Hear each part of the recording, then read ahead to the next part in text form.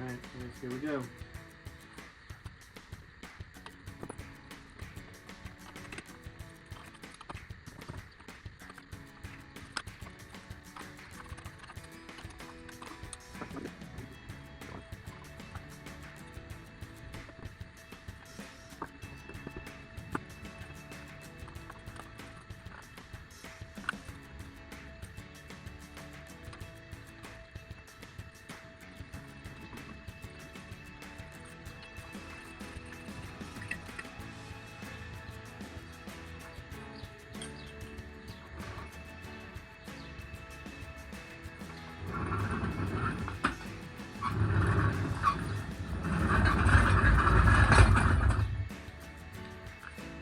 Alright, our engine has been on that stand for almost 6 months.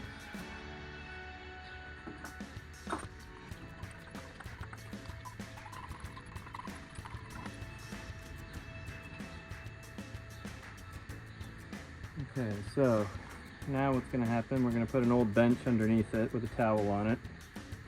We're going to lower it onto the bench, and then we're going to bring up the gearbox.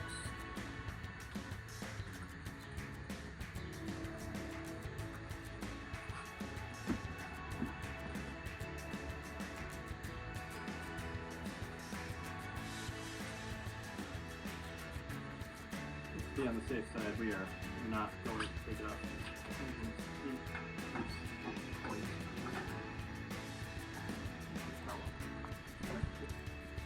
Dangerous. Never do that.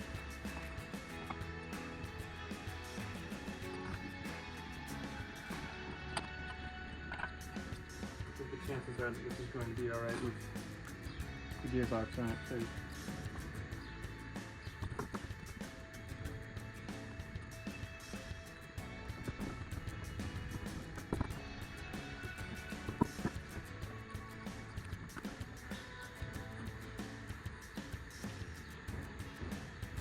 I don't trust this bench at all.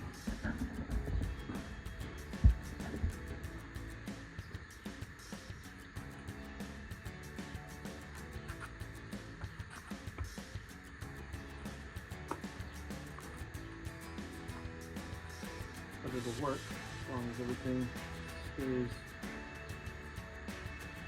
good. Flat.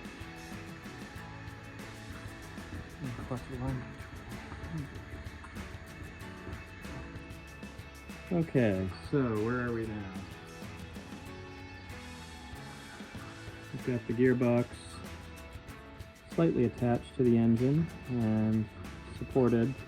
It's attached at the top, and then I've got it supported here with some cardboard just so it doesn't hang on the front rod. We used this clutch alignment tool to get the clutch on. This was indispensable. It made putting the clutch back on super quick. I think it was only a couple of bucks from Moss. So now the job really is to just attach the bolts all the way around the bell housing, and then we'll finish up some preparatory work in the engine bay, and then this thing is going in.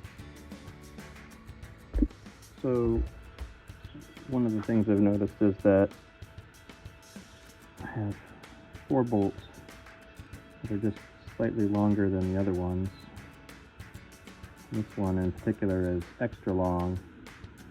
Now I know that there's a cable, like a retainer cable that comes up and bolts to the transmission housing, so this extra long bolt is probably for that. And then these other 3, so I actually have 2 bolts here for the starter, so those are not done. So then I've got 1 and then 2, and then there's 1 more bolt down below. So I guess these go there. It's not exactly clear to me what these bolts, like why they're different, you know? I mean, a lot of times they just, an old car, people use whatever bolts they can find.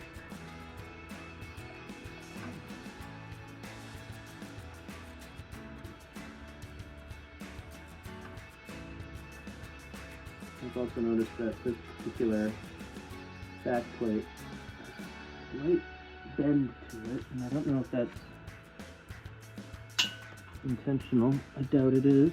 It's probably just old and bent.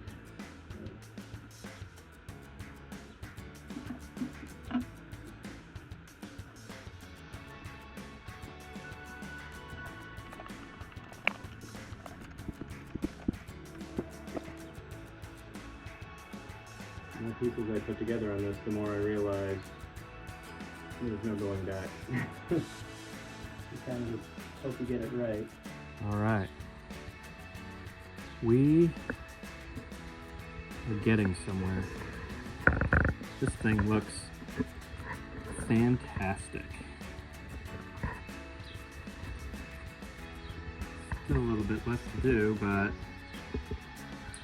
I really couldn't be happier with how it's coming out.